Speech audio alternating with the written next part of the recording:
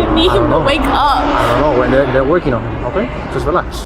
It started with a pink Christmas tree, a mother and her daughter in the living room, Mariah Carey playing in the background, tinsel on the floor, that particular kind of peace that only exists 4 days before Christmas. And then a teenage boy wandered in from his room, 17 years old, 6 feet tall, 3 Super Bowl MVP trophies in his past. His name was Yahkeim Lollar. Everybody who loved him called him Kemo. That was the last night his mother, Natalie Jean, would ever hear his voice in that living room. Within hours, her son would be dead.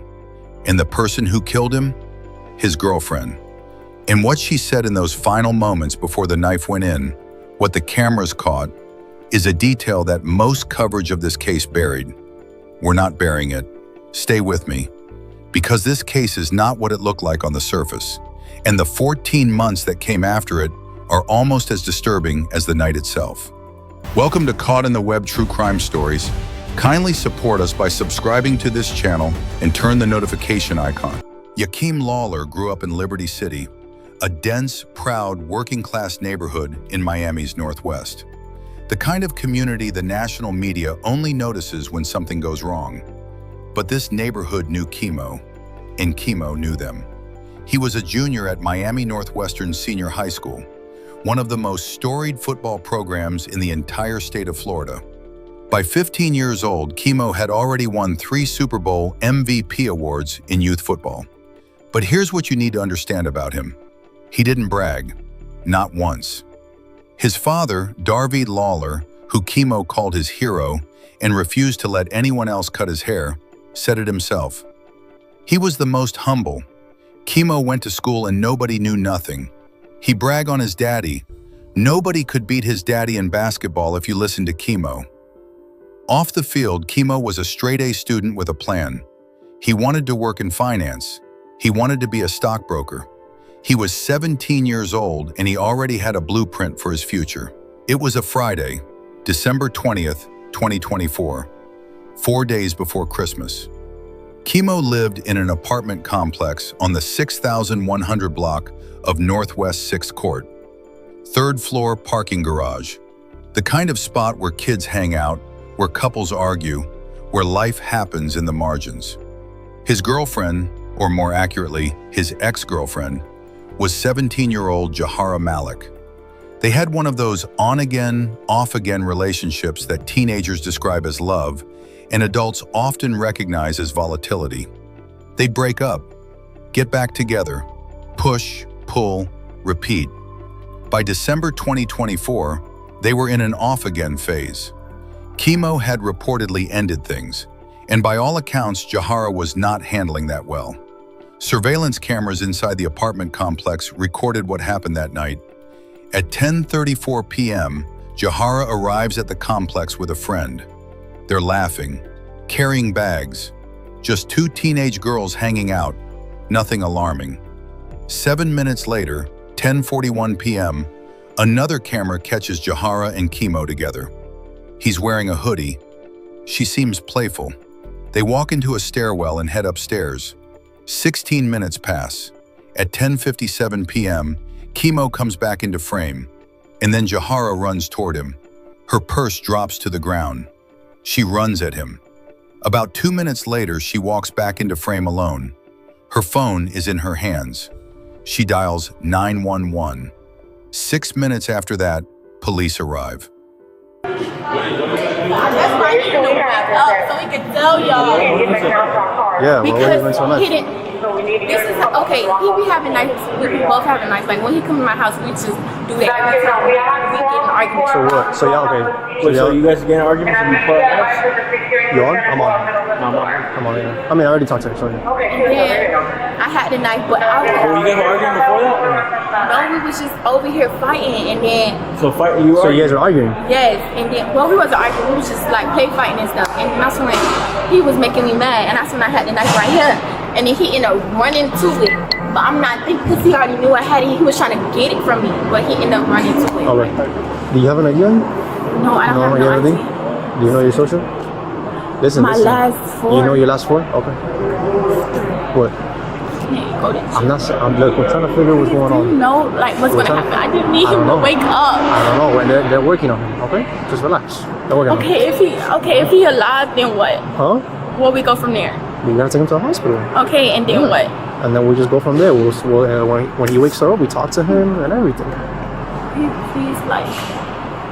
We gotta wait. You're 17 also? Okay, what's your date of birth? Go, like, I didn't even tell my mama. My mama don't even know nothing. Now here's where this case becomes something you cannot unhear.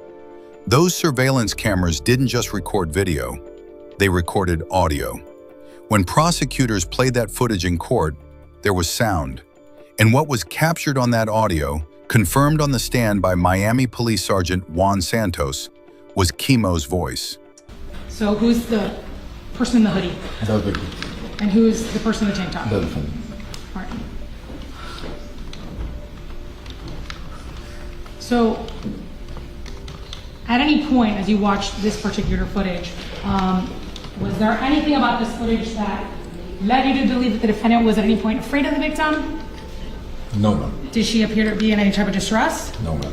And in fact, she at some point is like smiling and joking with him? Yes, ma'am. A surveillance camera recorded part of what happened between Jahara and Kemo right before he was stabbed. Take a listen.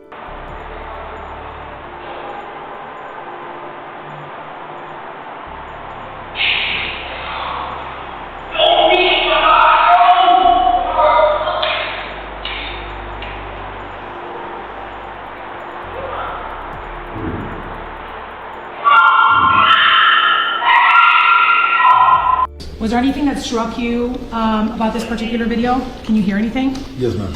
And what was it that you could hear? You could hear the victim saying at some point, Jahara, don't. Jahara, don't. In his final moments, Yahkeim Kemo Lollar looked at his girlfriend and said, Jahara, don't. The detective who reviewed the footage was asked directly, at any point in watching that video, did the evidence suggest Jahara was afraid of Kemo? Did she appear to be in any distress? Her answer, no ma'am. In fact, the detective confirmed she appeared to be smiling and joking with him. When police spoke to Jahara at the scene that night, she told them it was an accident.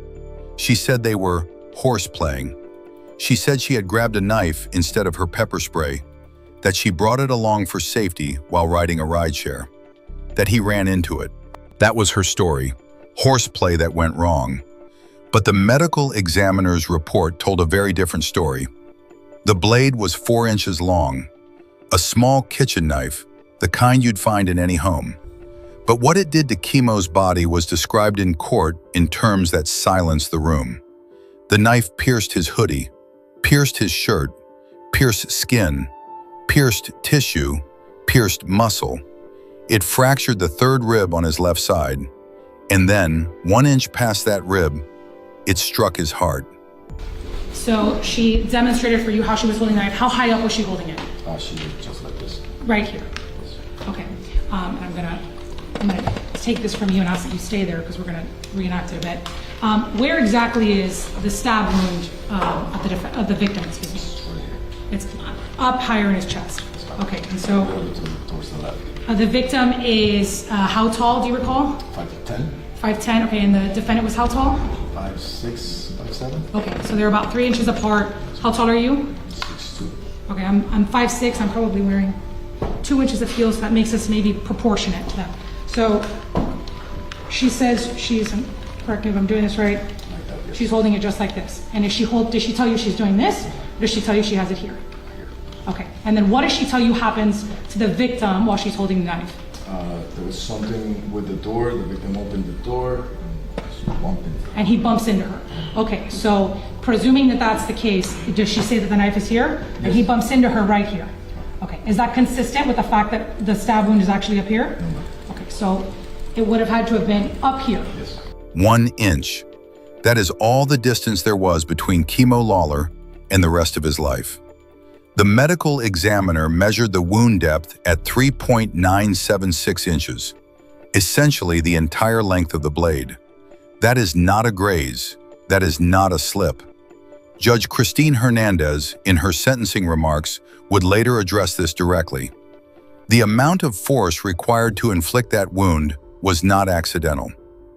During the hearing, prosecutors physically reenacted the stabbing with the lead detective.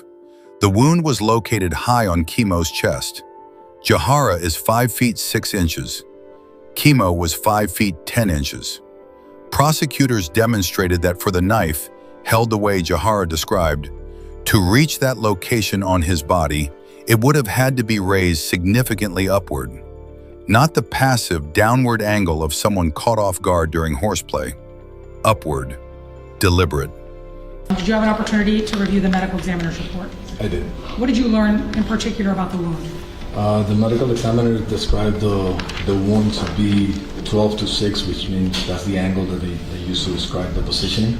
The 12 o'clock was the blunt part of it, meaning that the part that's not sharp.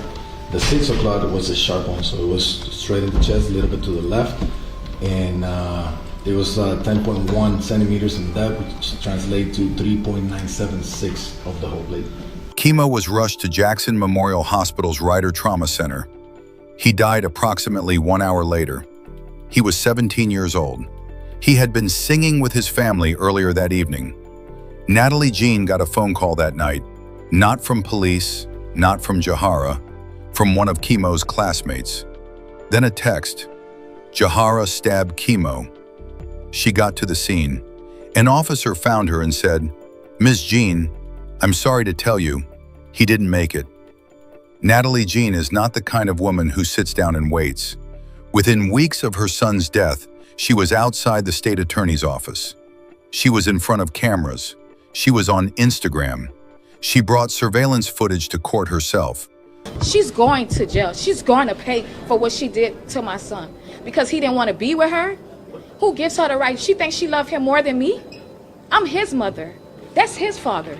She made that decision to take my son's life. Nobody made that decision. Footage of Jahara allegedly fighting at school after the incident to argue against a request to let the defendant relocate and attend school in another county. She was loud. She was consistent. She was unapologetic. She's going to jail. She's going to pay for what she did to my son because he didn't want to be with her. Who gives her the right? She thinks she loves him more than me? I'm his mother. In late January 2025, over a month after Kemo's death, the medical examiner's office ruled his death a homicide. That single word changed everything legally. You cannot call a homicide an accident and walk away. Jahara Malik was arrested and charged as an adult, manslaughter and carrying a concealed weapon.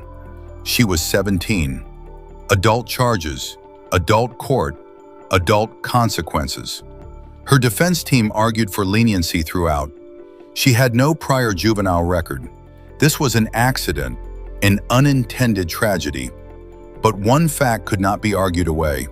On that surveillance tape, in the last moments of his life, Kemo asked her to stop.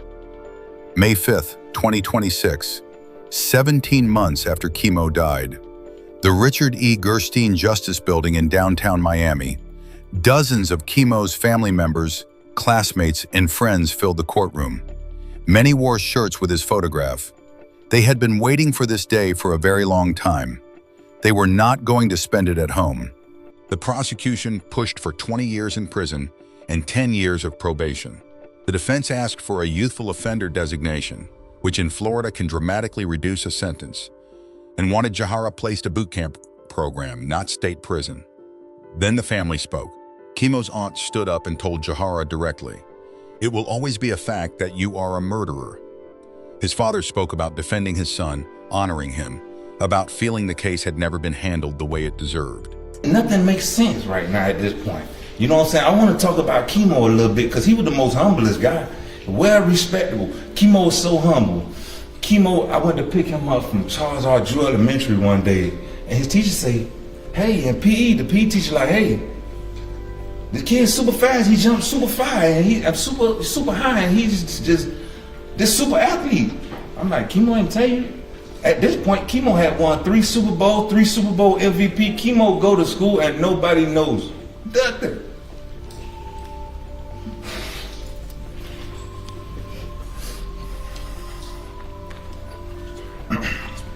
He was 10 years old at that point. All right. Kemo do not brag on himself. He brag on his daddy, all right? His daddy the best barber, all right? He won't let nobody else cut his hair, all right? Nobody can beat his daddy in basketball if you listen to him, all right? And nobody's better with the bookie if you listen to Kemo. Kemo praises his dad. His dad was his hero. You know, I defend Kemo, I rescue him, I save him. And his mother, Natalie Jean, the woman who had been running for 17 months, stood before that judge and said exactly what she had been saying since the beginning. I want the maximum. She killed my son for no reason. I want the max.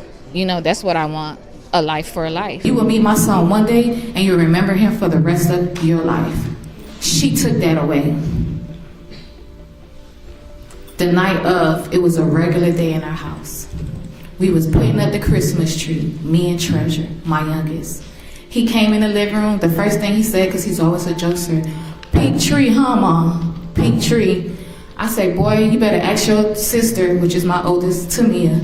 She waited the last minute to get that Christmas tree, so we gotta get what we get. And we all was in there doing the tree. And for some reason, it's just like it wasn't coexistent or whatever. It was just a beautiful day. Tamia was she was coming in the door and he was coming in out of his room and we was playing music. And we was just like, it was just our song and we was dancing. We was listening to Mariah Carey, "We Belong Together." And then he just coming out the room and he's just singing. He's like, "When you left, I lost a part of me." And he just singing his heart out. And then we in the background, we his little cheerleaders, we like, "We belong together." And we just singing. And then it was just, that's our normal routine. You know what I'm saying? It was just a beautiful day. Never would we imagine that. We ate, he went in his room. I said, "Oh, hey Jib, the trash." He told me, "All right, Mom." I said, No, your room." He was like, "Oh, okay." I said, "I'm off tonight, so I'm gonna be here." He said, "Mom, I promise I'm gonna do everything in the morning." That was the last thing my son told me when I went in my room. "Mom, I promise I'm gonna do everything in the morning." Then I got that phone call. Not from police officers or nothing.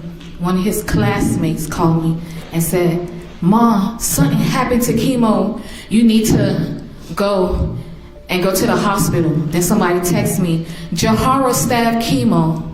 But her lawyer want to say she reached out to me. When she want to talk to me about other stuff and communicate, she know my number. But she didn't know it that night. Well, her mind was a fog that night. But when we talk on a regular, she knows my number. And then an officer, as I'm on the scene, tells me, "Miss Jean, yes. Is Yahkeim Lollar your son?" "Yes. I'm sorry to tell you, he didn't make it."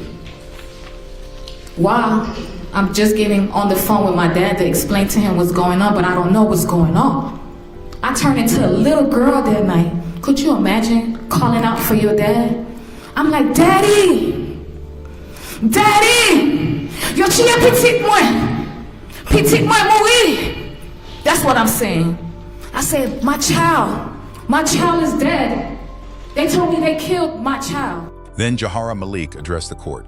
She had pleaded guilty to manslaughter, no negotiated deal. Whatever the outcome, Judge Hernandez would decide alone. Your Honor, I've been thinking about what to say for a long time. And the truth is, there are no perfect words for something like this. When everyone read a speech before they get sentenced, they ask for mercy. But I'm here to accept my consequences for what I have done. The night that everything happened, not one thought in my mind was to leave or run. I didn't want this to happen. I was thinking about saving someone else's life instead of myself. That's why it was a quick reaction for me to wrap his shirt around my hand, apply pressure to his wound, and stop the bleeding while communicating with 911 to assist me. I wanted him to live.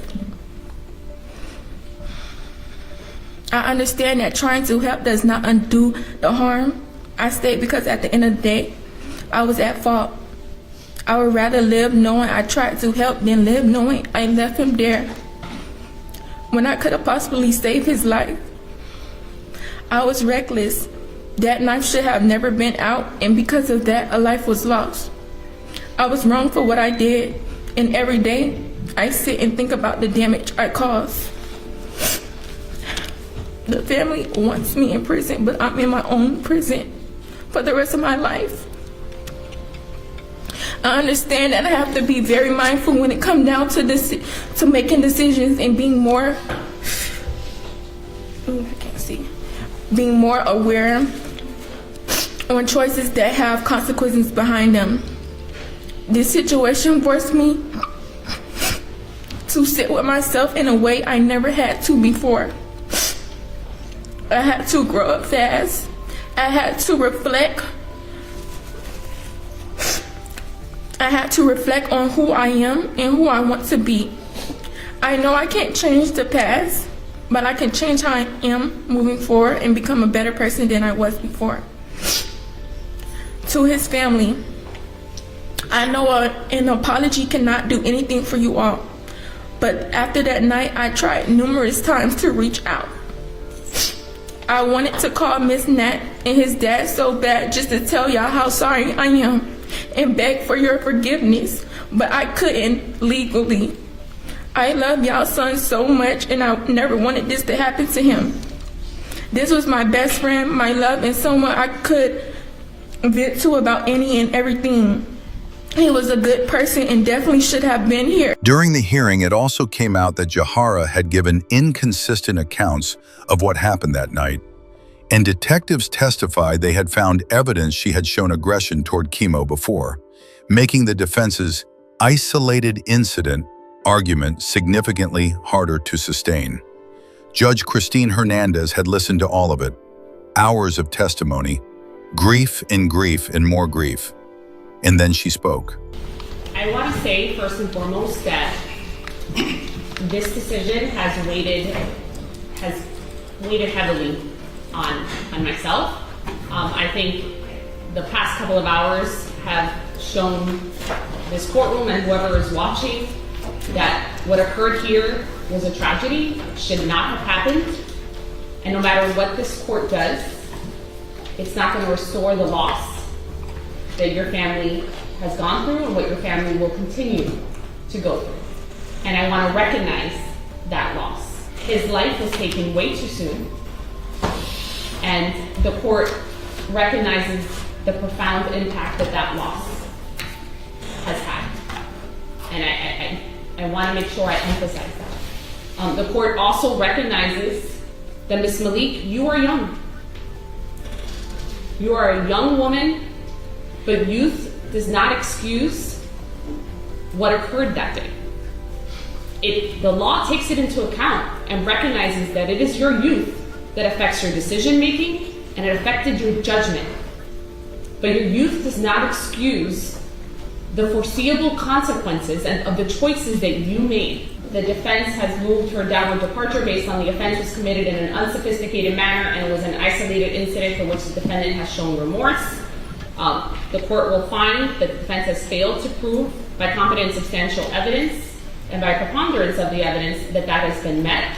Although I do believe that you are remorseful, I do not believe that this was an isolated incident of aggression towards the victim based on the evidence that was presented here in court. And I also do not believe that this was done in an unsophisticated manner. And the reasons why the court finds that is the most dispositive evidence of what occurred that day was the medical examiner's report. And reading that medical examiner's report and understanding that that was a 4-inch blade that was lunged into the chest near the heart, and it pierced a hoodie, it pierced a t-shirt, it pierced skin, it pierced tissue, it pierced muscle, it fractured a rib, and it ultimately pierced the heart. The amount of force that was required to inflict that wound was not accidental. Ms. Malik, the court will sentence you to 17 years in Florida State Prison, followed by 5 years of reporting probation. Special condition of that probation, you will have to go a mental health evaluation and abide by any treatment if necessary. You will have to write a letter December 20th of every year that you are on probation, acknowledging what had occurred and how it has affected your life. And I do not take this sentence lightly, Ms. Malik. This is not something that this court wanted to do, but I have to impose a sentence that I believe holds you accountable, recognizes the severity of the offense, and is something that's appropriate in light of everything that I've heard. The court found that the defense had not proven this was an isolated incident of aggression. The court found that this was not done in an unsophisticated manner. And then she handed down the sentence. 17 years in Florida State Prison, 5 years of probation to follow, a mandatory mental health evaluation, and one more thing, the detail most coverage buried completely. Every year on December 20th, the anniversary of the night she killed Kemo Lollar, Jahara Malik is required to write a letter, acknowledging what happened, acknowledging the harm, every single year, for the entire duration of her probation. December 20th, the night before the pink tree, the last night Kemo sang. Jahara Malik was handcuffed and remanded immediately. 17 years, the same age Kemo Lollar was when he died. I don't know if Judge Hernandez intended that. I suspect it wasn't a coincidence. Natalie Jean walked out of that courthouse and told reporters, "I hope when she goes today to get processed, she's going to sit there and think about the lives that she destroyed." She didn't look relieved. She looked like a woman who had been running for over a year and just been told the finish line moved. Because that's the truth about cases like this. The sentence doesn't give her son back. The verdict doesn't restore the last conversation, or the Christmas tree, or Mariah Carey playing in the living room. It doesn't put Kemo in his cap and gown for graduation. It doesn't let him sit in a finance class at whatever university he would have chosen. It doesn't give his father back his barber, or his basketball rival, or his biggest fan. 17 years is what the system gave. His family gave everything they had left. Yahkeim, Kemo, Lollar wanted to be a stockbroker. He was a straight-A student. He was a running back. He was a kid who knew every word to the song playing in his living room and wasn't embarrassed to sing it at the top of his lungs. He was 17. And on December 20th, 2024, 4 days before Christmas, in a parking garage 3 floors above the apartment where his mother was still cleaning up the tinsel, he asked someone he loved to stop. She didn't. Rest, Kemo. That's the full story of Yahkeim, Kemo, Lollar, and the 17 months that followed his death. If this video moved you, hit that like button. It helps more people find this channel and hear these stories. Subscribe if you're new here. We cover cases that deserve more than a headline, told in full. Leave your thoughts in the comments below. I read them all. Until next time, and this is Caught in the Web, True Crime Stories. Stay safe out there.